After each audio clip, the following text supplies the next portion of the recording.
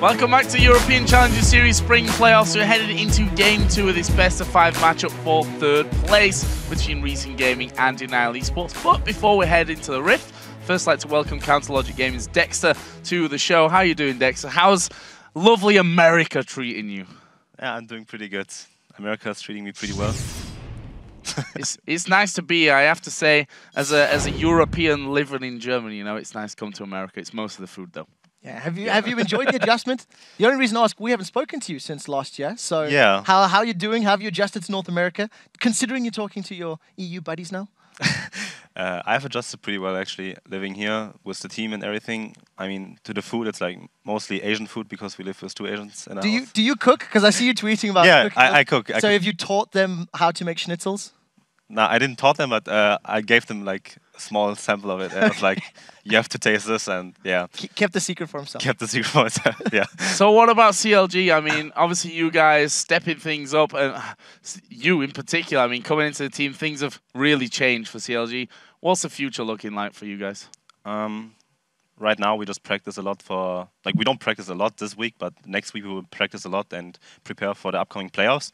And I think we all have a pretty good feeling going into playoffs because we know that we can beat every team, and our first opponent is Coast, so we just prepare for them and then see how TSM goes, and then maybe C9 probably. But yeah, that's what we have to do. I wish you the best of luck. It does look like a pretty tough bracket if you want to go all the way through, so we'll see how it works out. Let's actually look backwards now, because it's not all that long ago you yourself were sitting in the challenger positions as you were looking to qualify for the LCS. What's your take on the Challenger Games? I don't know if you've watched many of the EU and the NA. What do you think of the scene and the level and the teams thus far? In Europe, at least, I think there's NIP above the rest, and then you have like maybe Cloud9, and then after that 2 teams, they're like all pretty equally skill level. So I think the match between Reason Gaming and DNL Gaming, it can go either way right now. So. Yeah, it's a lot of pressure because it's the most important game. I think it's even more important than the final because it's like the last spot for LCS. And having the mindset of, yeah, okay, you're one step closer to your dream of actually entering LCS, and being out is like pretty hard actually. And if you lose that game, yeah. So let's talk about Game 1 here in this best-of-5. I want to talk first of all about the bans in that one. We've seen Mundo once again taken away from the top lane. We're obviously playing on 4.5. What are your opinions on Mundo right now? I think Mundo, even with the heal changes, where you can now cleanse the debuff from Ignite, I think it's still unchanged because his early game is way too bad. I think he's having a really hard time in the top lane, actually, in the early game, because he can get doven over and over again by like really dive-heavy junglers and high-damage top laners. So I think Ryze is pretty much the new Mundo because he takes a lot of time to ramp up, and then he even acts as a hyper carry, and he has a lot more damage than Mundo. He's ranged, and yeah, he's tanky too. So I think Ryze is pretty much the new Mundo because you can also, like, now everyone plays it with TP, but back then everyone used to run Ryze with TP anyway, so I don't think Mundo is that great at the moment at top lane. It can work sometimes. He's really good in like poke comps because of his cleaver and his percentage damage. But overall, I think there are way better picks right now in the top lane. I want to ask again about picks. Talking about yesterday's games and today, we've seen Laursen and Kha'Zix banned. Yeah. Yesterday, we've seen Master Yi in all 3 of our games rushing Feral Flare. It is the new hotness. I feel it's a little overhyped. I think community everybody's panicking. What's your take on Master Yi and Feral Flare? Well, first of all, I think Feral Flare is in a decent spot. It's nowhere near being overpowered or undervalued or anything. People, like, you have to say that the challenger teams only had like 2 or 3 days of practice, so they can't really figure out if it's really good or not. And from my personal experience in competitive play, I think Feral Flare won't really see that much play because simply you can't afford to have a scaling jungler. You need an early game jungler, and you much prefer the late game power onto heroes like Ryze that scale up.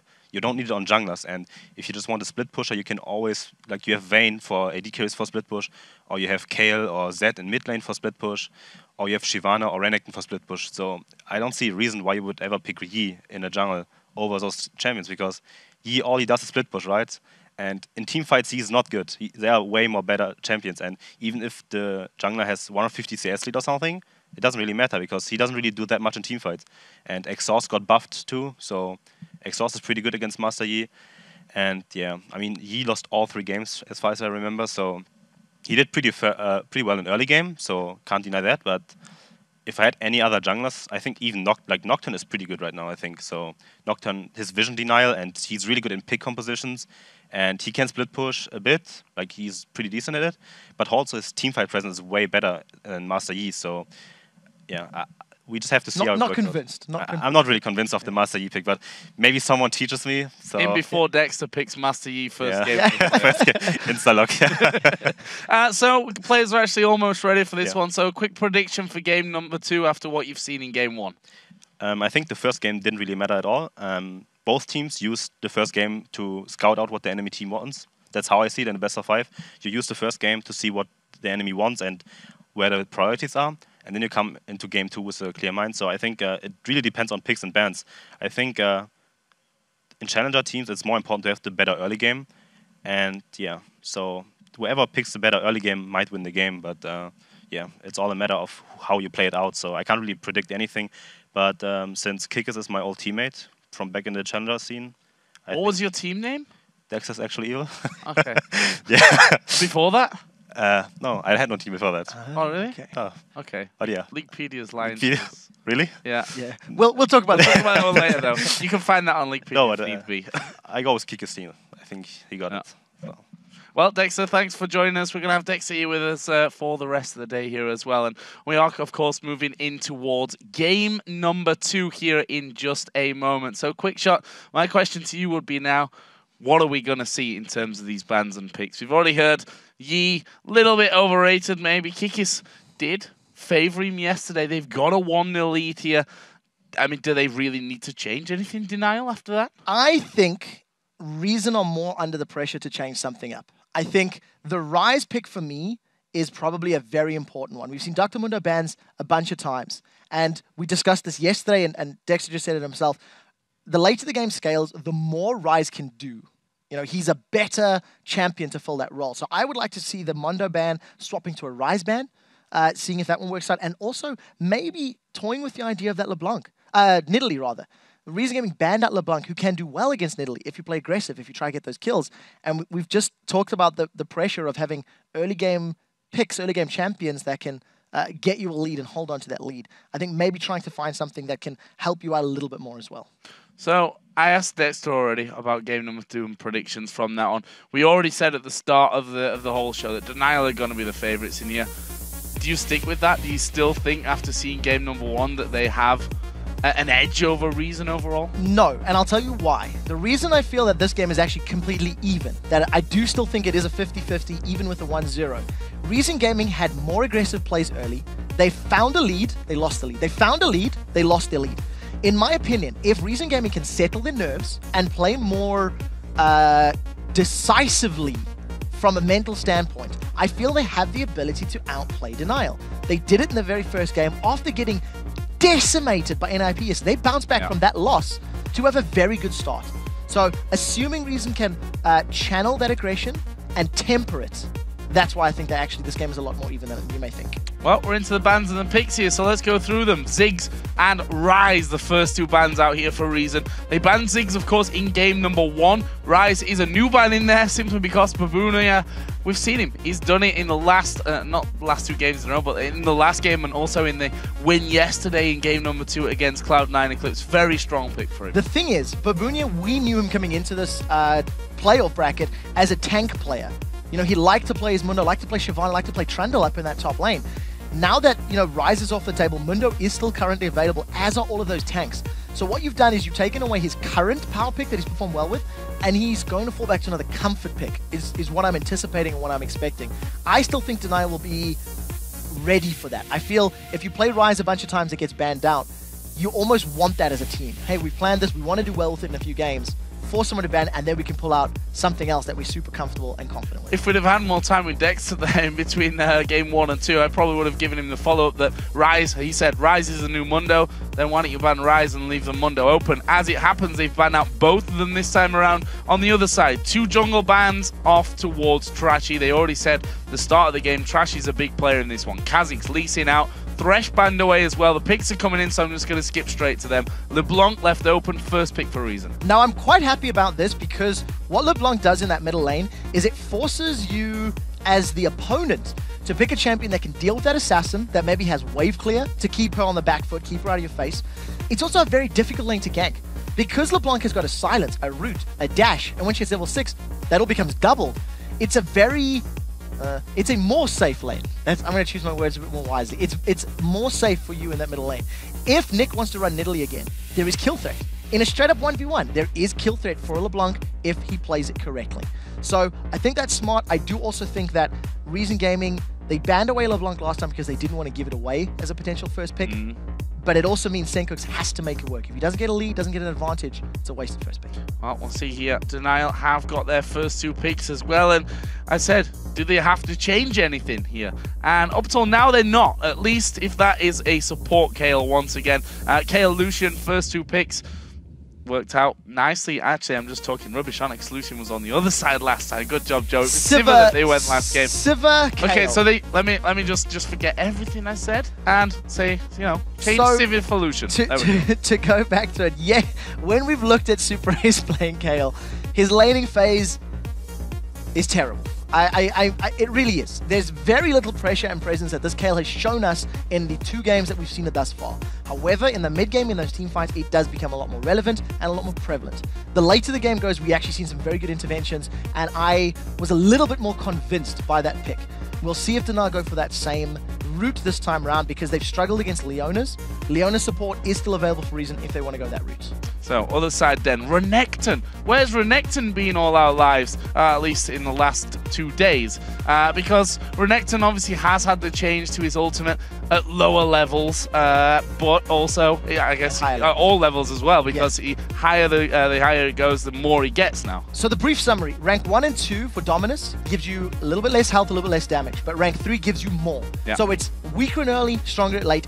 The theory is to make Renekton scale a little bit more and make him less oppressive in the lane. Now, I don't feel that it's only the Dominus that makes him oppressive in the lane, but it is going to reduce the super safe tower dive power that Renekton offers you. We haven't seen it from the Challenger games just yet. There has been other top laners that have been played, and I'd like to see how well beansu plays this, because he was very aggressive last game with Irelia. He does display a tendency to get in your face, and Renekton is very good at getting in your face. In your face. Trashy going to get Elise once again, and we'll skip over here to DNL because they've got that Nidalee again in this mid lane, but this time around they've actually picked up a Jax here for Babunia on the top side. So another scaling top laner for Babunia. He's got a champion that is going to have an okay time against Renekton. Counter-Strike's going to do well, and assuming he gets ahead, he can do well. Jax, though, could he go in the jungle with the item changes here?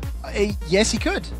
If he wanted to go for a Feral Flare, an on-hit Jax could actually do that. I don't know if it's going to happen. I feel like with Elise still up, I don't know. I don't know. We'll have to see what DNL lock in. But yes, it is a possibility because all of these on-hit champions have been buffed by at least some of the sustain of that Feral Flare. On the other side, Vayne, Karma, new bottom lane here for Reason Gaming. So Vayne and Karma, once again, scaling champions. So what Reason have done is they've got some champions that are strong early, they've got some champions that are strong late. What I like about the Vayne Karma is you've got a lot of poke from Karma to help dissipate the weaker laning presence of that Vayne. So assuming that BarneyD lands some good skill shots, he's got a shield, he's got a movement speed increase, and it can work very well with the Vayne. What you're also seeing is a lot of mobility here. Once again, you've got dashes, you've got dodges, you've got dives, you've got a built-in talisman of ascension in the hands of BarneyD with that Karma. So I quite like the mobility. There's pick options for Reason, and I feel like their priority is to find a pick, blow him up with LeBlanc, Karma, Renekton, and then let Vayne clean up the team fight. We'll see if they can execute. So, final pick was Xin Zhao, so we can forget the jungle Jax that I suggested in that one. Xin Zhao, we saw him yesterday. Actually, DNL felt him yesterday because Co played him absolutely incredibly well. What I liked about the Xin Zhao yesterday is it was a very good counter against an all-in composition. There was a Jarvan in there was a Fizz in there was champions that needed to get in your face, and Xin Zhao just says, nope, do not want, and knocks them all away. Reason Gaming are a little bit less affected by that because assuming Trashy gets a good repel, assuming there's a good distortion from Sencux, you can get away from those abilities. You can dodge that ability. So I feel it's a little less about his team fighting power and more about that on-hit aggressive jungle playstyle that we've come to expect. And I think Kikis, he likes to show that he wants to get in your face. He likes to play aggressively, and that is a good low-level ganking champion. So we heard from Dexter just a little bit earlier on that first game of a best of 5, very much about scouting, very much about figuring out exactly how your opponent's going to play, what they've brought to this game. However, second game, you can't quite be as, I think loose is the right word there, because for Denial, they win that one, they're on game point, and Reason will have to win 3 games in a row. Yeah, I agree with you. And I actually agree with the sentiment that the very first game in a best of 5 is somewhat less impactful. The one thing you do need to remember is it does give you momentum. It does give you some confidence. You know, playing in the series, you get that tiny buffer of safety. So now, Reason Gaming may have some information to work with, but Denial are sitting out with this safety buffer of, hey, we can lose a game, and it evens out. It makes it a best of 3 almost. So here we go then into game number 2. It's Reason Gaming versus Denial. And as you see at the top, Denial are 1-0 in the lead in this best of 5. Just 2 wins away from going into the summer promotion tournament, where you have to feel they'll be playing the team that finishes last in playoffs. I'm just going to go out on a limb and say that right now, because NIP, no one wants to choose them, and I think Cloud9 Eclipse will be the second choice for everyone. I think so too. I think that is going to be the most likely option. And from what we've seen so far, Reason Gaming and Denial are much more evenly skill matched. We'll get to that in a second, as I just want to highlight the fact that in 4 of Denial's games that we've seen thus far, they've gone for this tri-bush invade. It's very reminiscent of Millennium, actually, now that I think about it. Millennium always had a level 1 that they tended to play. It was very similar for multiple games back-to-back, and Denial have done this a lot. If Reason Gaming position themselves correctly, or they have champions with a little bit of a stronger level 1 power, you could contest, you could try to set it up. In this case, Denial just gets some early vision and then back away. Yeah, early vision down for them, and actually there was a blue ward there on that red buff as well. We can see that Trashy is actually switching over here and is going to be headed off towards his red buff start. Sencux just watching out and guarding the ramp entrance onto that red buff area. So red buff start as well over on the other side of the map for Denial on the top side, and actually Kale Lucian here are hanging around by blue. Whether they're going to have a go at that one and we'll see Xinjiao cross over remains to be seen. I think that was more of a defensive positioning. Yeah. I think just making sure that Reason Gaming didn't actually invade their blue. The one thing I do want to see how this lane plays out, because Vayne Karma versus Lucian Kale is not a matchup that we're super familiar with. You don't see this all that often. And I feel like the lower lane threat of Kale during the opening levels of the game may afford Krislund's Vayne some time to farm up, may give him just a little bit of safety in that lane. And we'll see if he can take advantage of it by farming effectively, because we all know Vayne does struggle in the laning phase. She's not a bully. She's meant to be one of those sort of duelist 1v1ers later on with the Blade of the Ruined King. And what a duelist she is if she gets to that scenario as well. Mid lane, of course, LeBlanc versus Nidalee. Both of them getting through this time around. And Nidalee having a very good success rate. In fact, 100% success rate, if my mind serves me correct. I don't think NIP played that at all. Yes, they did, they know. So, had 100% success rate so far, and if we're going off stats, Denial got this in the bag. There's a reason why... A little bit early to say that. Well, you know, statistically, I think you're right to make the call, but I feel like there's a reason that Nidalee is banned so often, especially at the LCS and taken away. The heal is absolutely massive. We've seen in that previous game just... Yeah. How much damage, you know, Reason Gaming all in Denial. The heal came out from Nidalee and from Kale as well, and all of a sudden, all of that effort, all of that work had just been completely scratched away. Especially when you've got double summoner heal as well. Yeah, talking about that, we do have the same summoner spells last game with the exception of top laners. They've swapped out their teleports for Ignite, so we are going to be seeing I imagine jungle presence to both of these solo laners, as you want to get your Renekton or your Jax going ahead. You want your Jax ahead further, because Renekton has tools to get himself ahead by himself as a champion. Seconds. Just going in there a little bit, on towards Nick. He's not having too much trouble with him. Falling a tiny bit behind on this one, but because of the damage that can come out there. BarneyD also being forced back here. Krislund just above half HP. And Woolite will be quite happy with this lane, you know, that constant heal. I say constantly, it's obviously a pretty big cooldown from Kayle anyway, but pretty much constant heal that he's got here to keep this lane phase going. Yeah, the longer the laning phase goes without any poke, obviously the advantage is going to fall to Denial as far as HP is concerned.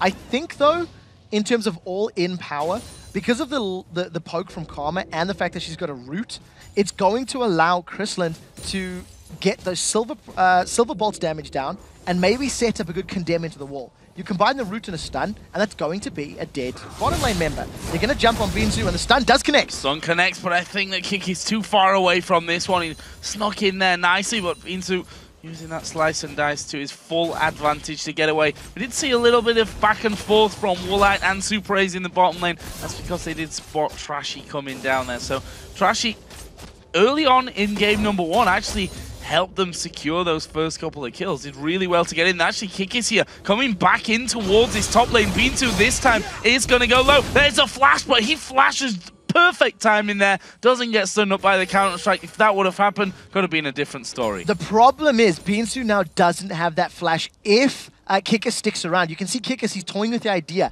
He knows that the Crocodile doesn't have the flash to get away. And we've seen in the previous game how effective it is to gank a lane that doesn't have that summoner available. Sencux playing very aggressive against Nidalee as we were expecting. He's got a small CS lead, and as Sencux is about to hit level 6, that kill pressure goes up even higher, assuming he's got the mana pool. Down on the bottom, we are going to see him coming condemn against the wall there onto Supraze. Once again, it's Trashy moving in there, and there is the damage coming in towards Kayle, who's going to have to use his summoner heal and spend up pretty much his entire mana to get him even close to healthy again. So one of those heals is now blown, which now puts the advantage obviously in favor of Reason Gaming, but you've seen the condemn. The angle was a little bit off. Had Krislund got better positioning, they could have stuck Kayle a little closer to the wall, to his team, and that could have allowed them to get first blood. Regardless, Kayle so far is only 4 CS behind, thanks in part to the lower threat that this Kayle offers her. So decent CSing and doing a pretty good job so far. 42 to 46 there. Krislund will be happy to stay even. If he can keep this one even, maybe grab a kill here and there, he'll be quite happy with how this one goes. They've both hit level 5, so got that XP advantage. And well, that needs to be careful here as the Silver Bolt's going to come in. That's a lot of damage coming out from Reason. Yeah, really good poke. BarneyD using his ultimate, the mantra, those soul plays, and Krislund is playing super aggressive. We talked about how the kill threat is a little bit more in favor of this Vayne and Karma, thanks to the Silver Bolts and thanks to the CC. And thanks to the poke. And it does look like Reason are playing this one very, very well. They can't afford to stay too deep. They're going to rely on Summoner Heal. Oh, that was a great condemn, but is the heal going to come in? Supraze actually not got any mana. Summoner Heal is there for Woolite. Summoner Heal was used already for Krislund. Meanwhile, in the top lane, Babunia is going to go down. The Ignite that you talked about earlier on being the first blood pickup here for the top lane, and well, great start. 2 games in a row that Reason Gaming have secured first blood off the back of a Trashy gank, and it was again against Babunia. This time, slightly different circumstances. I think you've got a much more aggressive top laner, so they're going to be going at it even more so than that Irelia and the Rise, which tended to just be a trade, runaway trade kind of situation. But advantage beansu, and he needs to make it count. He's got a pickaxe already. We're expecting him to go for a Tiamat, probably as his first item. Gonna push, gonna be very aggressive, and may pull Kikis towards him over and over.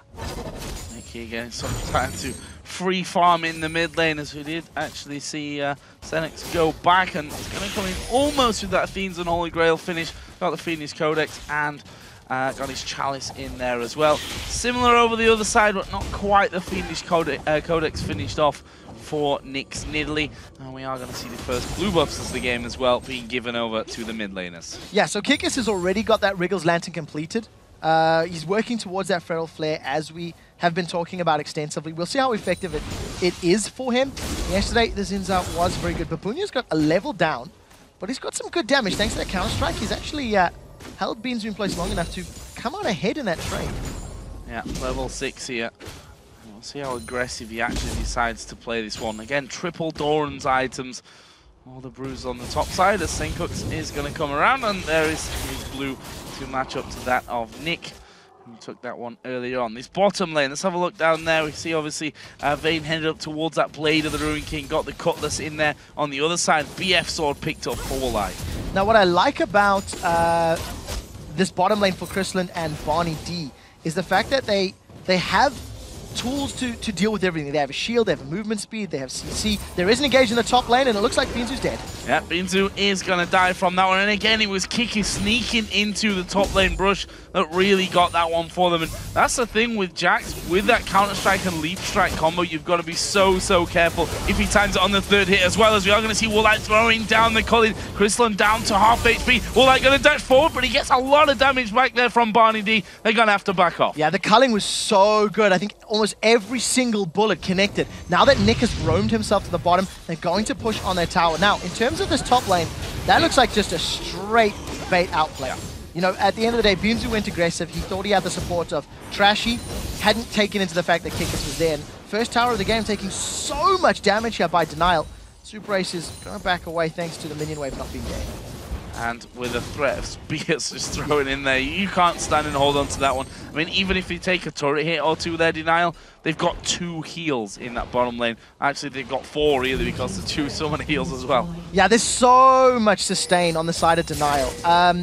It's quite an interesting composition that they've got. You want Jax and Zinzao running in. Oh, Kikis has found Trashy. It's a good cocoon. They're going in. Kikis is going to dive in for this one, as we are going to see Nick coming in. Spears landed. Trashy's down. Sencux comes around as well, but he's missed his leash. He's going to have to distortion away. Another spear comes in. Doesn't quite land. Tried to save his teammate, but that will be Denial taking the kill lead at 2-for-1, and that gets us Zinzao rolling. Trashy was just out of position there.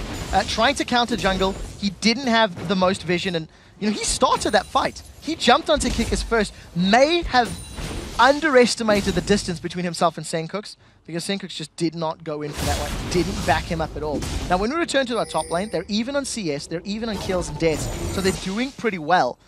But as it stands, Babunia is just having a better trade. His counter-strikes are well, he's forcing those empowered attacks onto beansu's Renekton and making his life very difficult.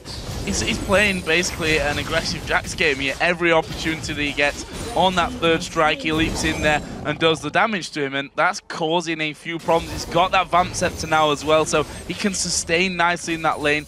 We'll see how much Renekton and beansu can actually hold on to him then. We see Dominus having to be popped there to try and gain some back. Yeah, and of course, as we already touched on, that is just the level 1 Dominus. It has been reduced in effectiveness. Old Dominus gave you 300 health and 40 damage per second. Now it's only 200 health and 30 damage per second. So gives himself a little bit of sustain. He's back up to as near to max as you can get. And remember, he was traded down very low. So luckily for him now, he can actually stick around and keep farming. Yeah, let's see actually how Babunia plays this one. Again, Vamp Scepter, we'll see if he decides to go aggressive or whether he's quite happy with this. And as we see, just dive straight in there with Counter-Strike running. beansu has to back away, and as soon as he comes back in, Babunia just turns around and does the damage again. It's actually a very good matchup. You're noticing every time Babunia gets some damage down, beansu is responding with his abilities well. He's timing his slice and dices. The moment the Empowered Strike is about to land, you actually see beansu trying to channel that stun of his own and preventing Babunia from getting it down. So it's an interesting matchup, but as it stands, you have to feel Jax is going to scale better, and they're currently sitting even on CS. Oh, this could be bad news for him, though. He does... He senses it. Yeah, he's got a ward. He's got a trinket anyway. He senses it with the ward. The ward. I didn't see Trashy's It's basically head. the senses. Vision is a sense as well. Did spot him coming in there. Actually, Kikis coming down towards the mid. Sencux here. Gonna just move straight away from that one. Doesn't want to have a bit to play. I mean, Kikis got himself Hex Drinker in their boots as well. We saw yesterday how effective Zinzao is in his early stages of the game if he gets off to a good start. Yeah, and because of the power of that Audacious Charge, which has been maxed first, that's the E from Zinzao, it's got a much more powerful slow and a lower cooldown. So he's going to be relying on the hard CC of Jax as his primary initiation. So when you look at the crowd control levels on Denial, it's not that strong, and Sencux not really connecting with those ethereal chains as you might like. And here comes Kikis once again. The problem is it's It's LeBlanc. So hard to lock down. As Babunia finally going to be chasing here by beansu. Counter-Strike comes up. He's got the stun. Has he got the damage? Ignite is going down onto him. Is it enough to finish him off? Yes, it is. Brilliant from Babunia. And now they're going to kill Krislund. Nothing they can do about that. And just like that, 2 kills coming down in a matter of seconds. Babunia went back home, picked up Tiamat. No, he didn't TP. He doesn't have TP. He walked back to top lane and went straight into fight once again. And he was just far too overconfident. On the same token, BarneyD just disappears from the lane. He went to go ward up the river, and the moment BarneyD was gone, you've seen Woolite and Super Ace committing. You've got the Relentless Pursuit from Lucian, which is a nice dash. In conjunction with the movement speed increase from Super Ace, it just allowed them to get onto Vayne and overpower it. That was a 2v1 that they won clearly. Now, we do see Reason Gaming. They are trying to defend this bottom inner turret. While that's going on, the rest of Denial are pushing some pressure on the mid lane. That's Kikis and Nick, and they're going to get a lot of damage on this tower. Yeah, I mean, the vision was already there to see him coming in. For me, you're never going to catch the Kale and Lucian. And we see Sencux here using distortion. Kikis actually diving in. Cocoon is going to land, and Kikis is going to go down. Sencux gets that one back, and now they turn on towards Nick. There is Trashy coming in. Can he get another cocoon off here? Nick is going to try and dodge away from this one. Turret comes out, flashes away from the cocoon. Yeah, but now there's minions here for Reason Gaming to work with. So 1 kill for the tower means somewhat advantage to Denial, gets instantly balanced out. So Reason Gaming will come away in a better position right now. They've got an additional kill, and they've got Super Ace. Yeah, Super Ace going a little far too forward there. He's going to use intervention on himself, but he's going to have to flash to get back behind the turret on this one. Taking far too much damage on that, and I have to give it to Reason. I thought they were going to end up getting nothing on the bottom side and possibly losing that mid lane turret. In the end, they rotated fast enough to the mid lane to get the kill onto Kikis, save their tower. That's a lie. The tower went down, but they got the enemy tower as well. So what we're seeing from both of these teams in both of the games in the series so far is individual decision-making and over-aggression is what's costing. You know, I don't really understand why Kikis tried to dive onto Sencux in the first place, or it's Trashy in that mid lane. He overcommitted past the tower. The tower hadn't been killed yet. And because he overcommitted, he gave up the kill. Then thanks to him giving up the kill, when the rest of Denial fell back, they didn't have the numbers to defend their own tower. Had Kikis been a little bit more cautious, he could have been there with his team, maybe held on to that mid turret himself. Now they're diving beansu. Yeah. Stun comes down on him. He's not going to get away from that one. Here comes LeBlanc around the side, though. They did get the knock up. There was Elite Strike from Babunia to get away as well. Sencux couldn't stick around too long on that front. And they get that 1 kill for 0. Tower kept alive by the presence of Sencux. But again, a good move from Denial. So at the end of the day, the dive works out, and they're still trying to get Babunia even more fed. He's got 2 kills so far. He is slightly ahead in terms of CS, and you have to feel that Denial want that Jax most likely to try and counter that Vayne if at all possible. Try to leap on him, stun him up, and force him away from the fight. I feel like a Vayne can outplay a Jax in terms of a duel 1v1 with a Blade, with a Condemn, but as long as Babunia is keeping Vayne busy, the rest of Denial can try to shut down Reason's team fight and then focus Vayne together as a unit. And I think that's the game plan. We'll see how it plays out as more towers drop. Right now, with only 3 towers down, there hasn't really been a lot of rotations for more objectives. I'll fill it down some of the CS here as well. Not really touched on that one. AD carry role in advantage of Denial. Probably as you'd expect with the Vayne's weaker laning phase from that one. Mid lane is bang even. Top lane, Babunia doing a really good job on this one. Dragon, of course, is live and available. Reason Gaming in position to have a go at it, but we are going to see Denial coming in for this one. They don't want to give this one up for free. Dragon's at half. And Reason have backed away. They leave this one for now. There is Kikis going in. He's going to be able to smite that one away, and Reason know that they just can't fight there. Reason did not want to pick a fight because all of their damage is single targets. The damage that will kill somebody. LeBlanc's going to jump on you and try to pop you with those Sigils of Silence. Vayne needs to jump on you and get multiple auto attacks down. If they jump onto someone, Intervention instantly going to counter that, and then you've got that Crescent Sweep from Xin Zhao to make a team fight advantageous for Denial. That is why Reason decided to back away from the pit. Play it safe. Reason need to find a pick, and it might be on Trashy. He's in some real trouble from this one. Spear actually comes across the side there, repelled nicely away from, and it's actually beansu that goes up towards the front. Here comes LeBlanc as well. Laursen hardly taking any damage from that. They're going to try and turn it around. Sinjo is in there. The Cully comes out as well. Good exhaust and a condemn will stop Kikis from chasing in too far. BarneyD is there as well to get the slow onto them, and Reason back away to that mid lane. So a lot of ultimates invested and moves back and forth, and it's just that little strategic game the teams play. They almost got Trashy down, but thanks to his repel, he was able to avoid a lot more damage, and there was support from Reason to save him. Now, the rest of DNL have grouped up on this inner turret. Sencux is looking for a pick from the side. He's going to be in trouble. Well, he might just get taken down himself there, indeed, as they push straight in. There is the damage coming back. The Mimic is going to be popped. Can they finish him off? No, not quite. Here comes the rest of Reason, though. Woolite, is he going to get knocked against the wall? That was very dangerous how close he went. I don't know why he didn't try and condemn him at that point. Either way, they've got the middle inner turret, and Babunia's running right on the top lane. He's taken down turret number 4. So a nice swinging gold for DNL. They are playing the map game a lot better.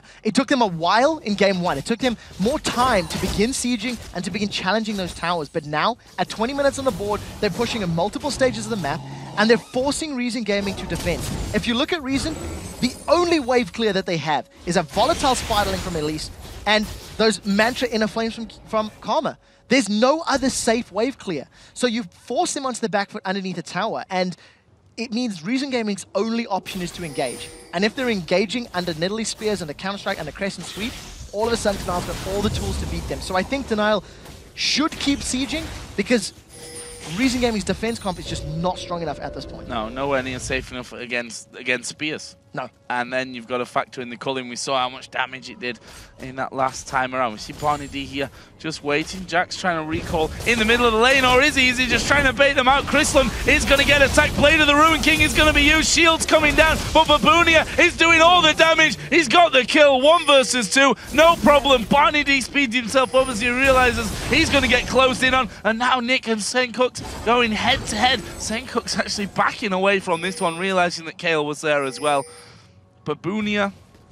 The burst damage is playing very ballsy right now. The burst damage was fantastic. He knew he was going to be able to win that trade. He's got a Blade of the Ruin King himself. He also had the Sheen built up. So in conjunction with his Empowered Strike and his ultimate, he just shredded through Krislund's HP. Krislund only had a Blade to work with. He had no additional attack speed, no crit chance from a Phantom Dancer, which is what we tend to see.